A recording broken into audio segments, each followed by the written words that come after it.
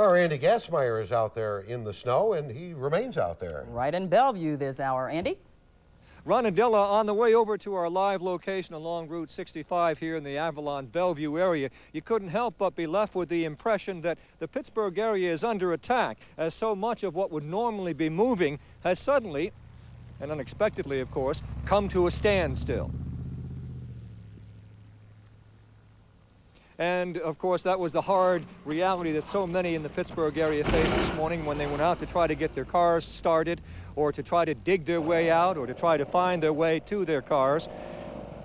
Without a plow or a four-wheel drive vehicle, it was, well, almost an impossible task. Traffic, especially along I-279, was treacherous and hazardous, to say the least, as it was throughout so many highways and arteries in the Pittsburgh area. It reminded many, of course, of the blizzard of '93. City, county, and state highway and snow removal officials have told us they have stopped salting because the temperature has dropped to the point where salting is no longer effective. They are now in a strictly plowing mode. The head of that operation for the city of Pittsburgh was telling us earlier that they hoped that the snow would stop by, say, 1 o'clock this afternoon so that they would be able to get to some of the primary roads in the area, but obviously that doesn't look like that's going to be the case. And he was hoping that, of course, they would be able to do that, that is, get the primary roads in the Pittsburgh area cleared away by 5 o'clock this afternoon.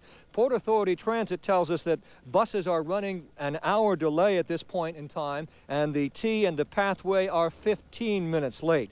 Greyhound, no buses running at all for the Greyhound line right now. Ron and Della, back to you from a very snowy Route 65 in the Avalon-Bellevue area. We see that, Andy. Thank you, Andy. We'll be checking in with you later. Andy Gastmeyer. And of course, our team coverage will continue here on Channel 11 News in just a moment.